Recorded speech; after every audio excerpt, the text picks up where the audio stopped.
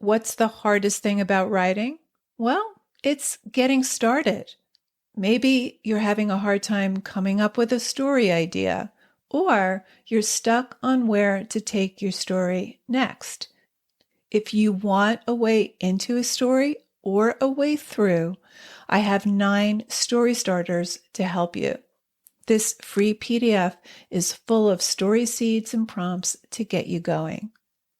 To download your 9 story starters, go to nancypanuccio.com/start.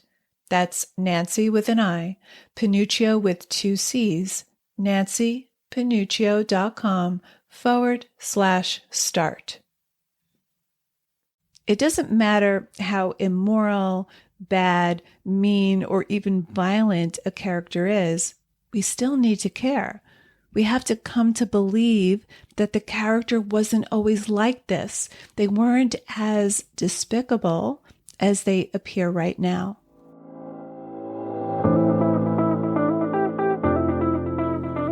Writer Unleashed is for you, a writer who has a story you want to bring onto the page and into the hearts and minds of readers.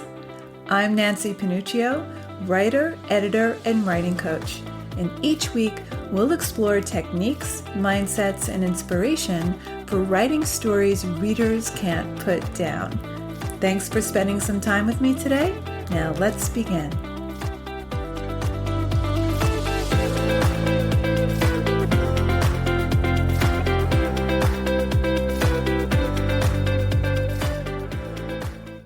How do you write a villain, an evil character, a character who kills, destroys, does reprehensible things to others? How do you create them beyond the stock villain? How do you write beyond the givens and surprise us?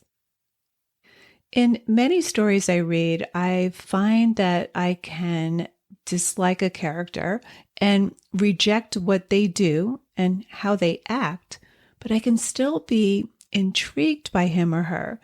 I can still recognize glimpses of myself in them, regardless of how evil they are. So in this episode, I'll share 3 ways to make your antagonist more complex and intriguing, even if they're downright evil. So let's get started. Number 1, mix good and evil. Now, sometimes it's too tempting to make characters too good or too evil. They're on opposite sides of the spectrum. One character is all good, the other is all bad. They're in conflict with one another, good versus evil. But most people are neither all good or all bad. Even the best of us are capable of transgressions, big and small.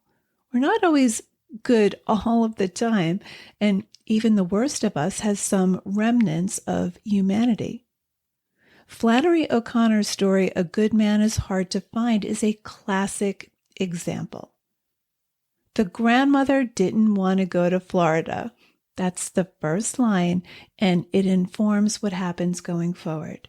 Now, the grandmother lives with her son, Bailey, his wife, and their 2 children, June and John. And they're all set to go on a family vacation to Florida. Now, the grandmother selfishly wants to go to Tennessee to visit some relatives, but she doesn't admit this.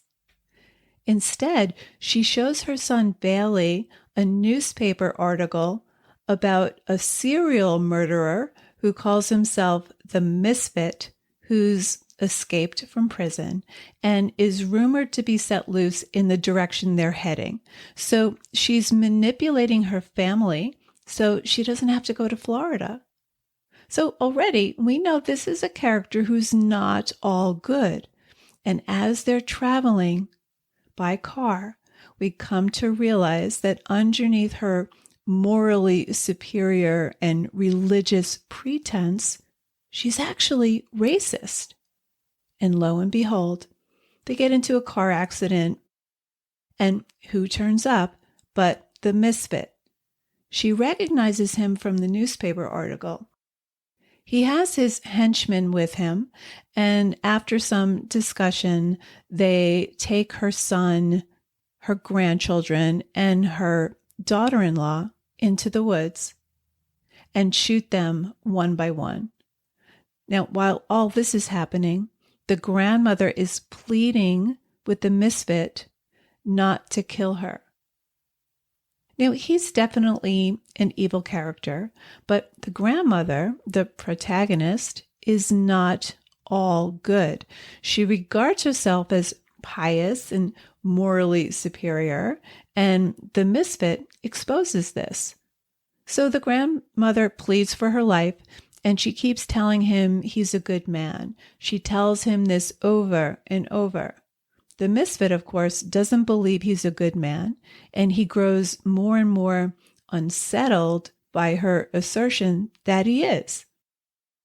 She keeps telling him to pray, but the misfit doesn't believe that Jesus Christ has the power to change him.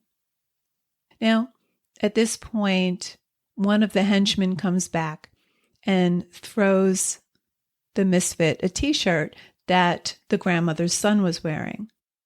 The misfit puts the shirt on, and here's what she says. "Why, you're one of my babies. You're one of my own children." She reached out and touched him on the shoulder. The misfit sprang back as if a snake had bitten him and shot her 3 times through the chest.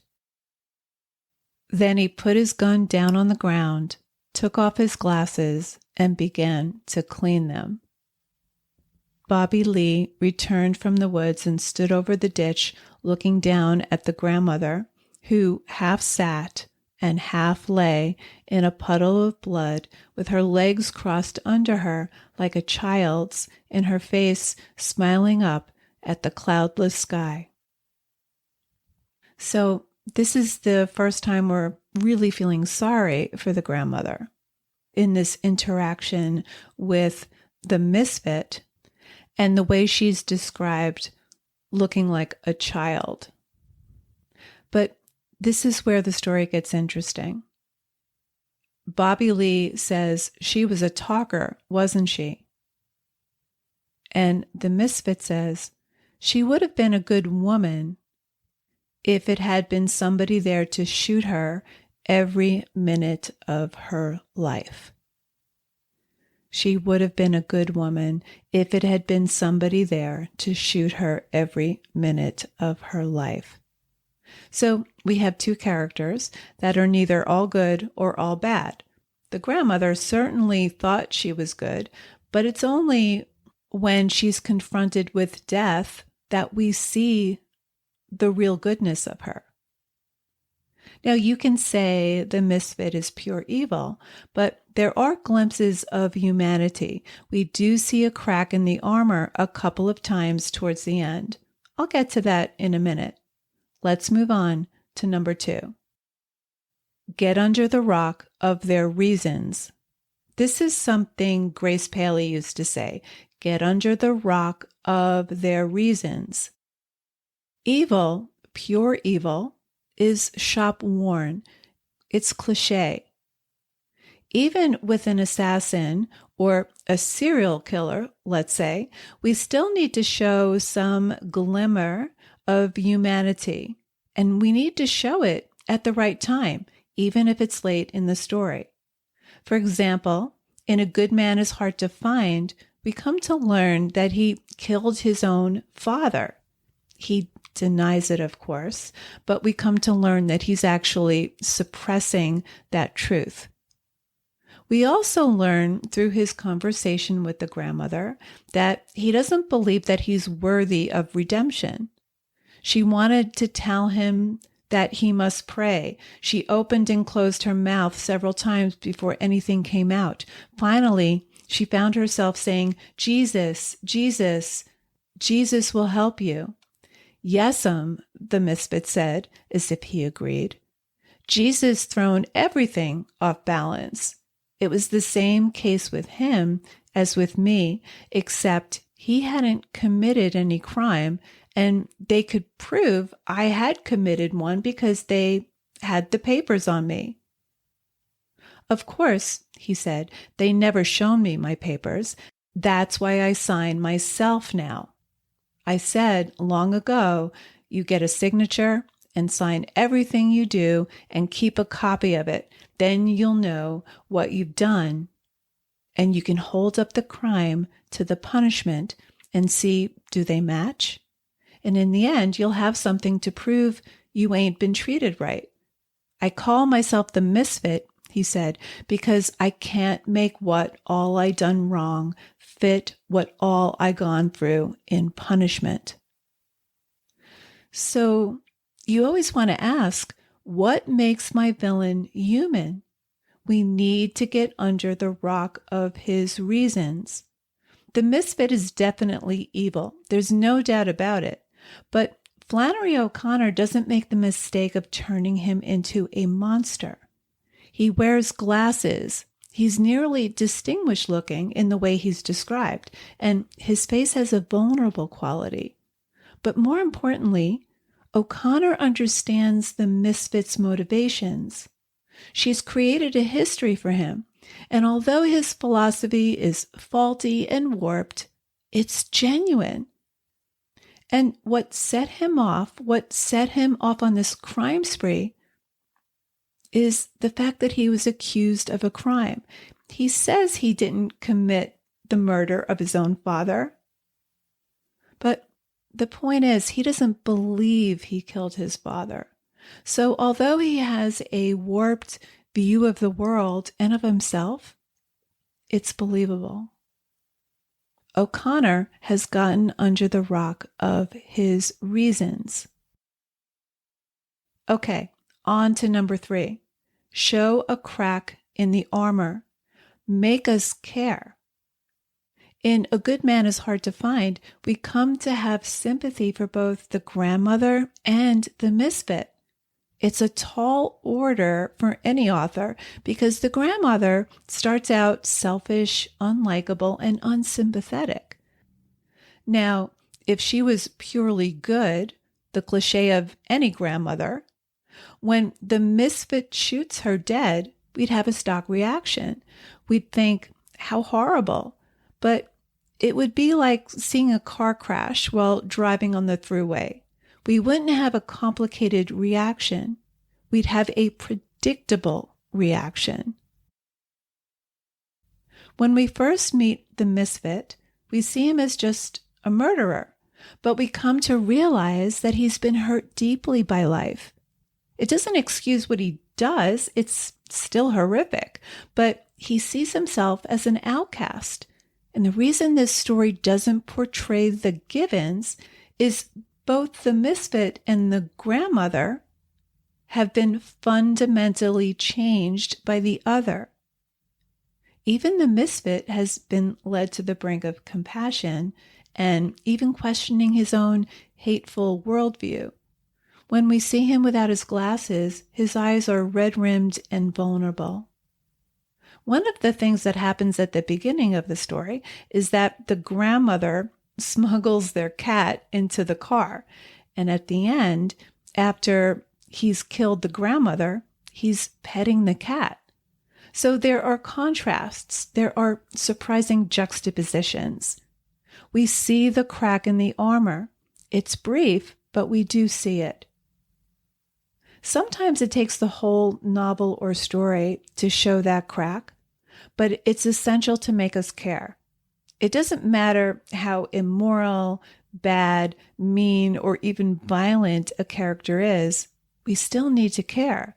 We have to come to believe that the character wasn't always like this. They weren't as despicable as they appear right now.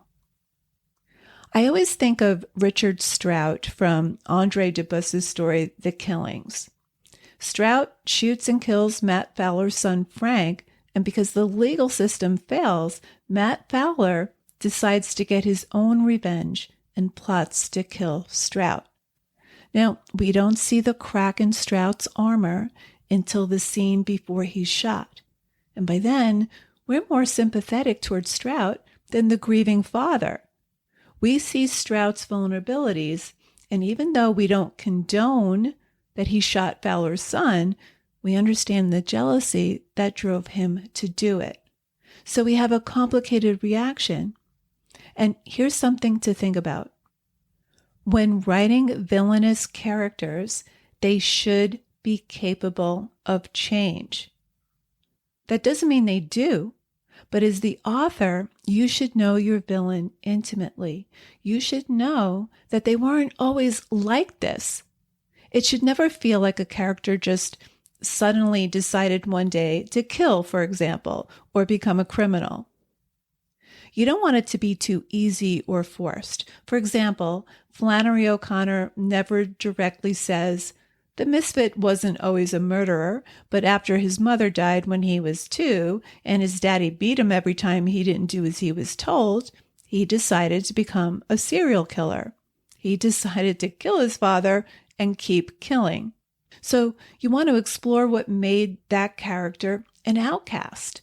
The misfit is an outcast. That's what makes him believable and chilling. It's what raises him beyond the stock villain. Okay, let's recap. To create a villain that challenges the status quo, that doesn't merely portray the givens, what we'd expect. Number 1, mix good and evil, both in your protagonist and your antagonist. I always think of the antagonist as the one who exposes your protagonist's fatal flaws. Each should fundamentally change the other. Number 2, get under the rock of his or her reasons. Rarely do people come out of the womb being pure evil. Something happened to alter them that made them believe they're an outcast. Even the most evil character has their own logic for doing what they do. And number 3, show a crack in the armor. This should come at the right time, not too early in the story, and preferably later, even if it's just a glimpse of their humanity. You don't want to go for an effect, you want to go for revelation. That's the whole point of fiction. What I like about stories with characters who do bad things is that when they're revealed over time, we can't have a simple reaction to them.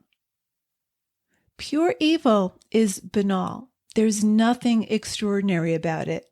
And the work is in making your villain extraordinary. So there you have it. Thanks for hanging out with me today. And if you know any writers who need some support in their writing, please share this episode or the Writer Unleashed podcast in general. And if you love what you're listening to, subscribe on your favorite listening platform and please leave me a review. Reading how this podcast impacts your writing truly lights me up and helps me create topics for the show. Till next time, keep writing, and I'll talk to you soon.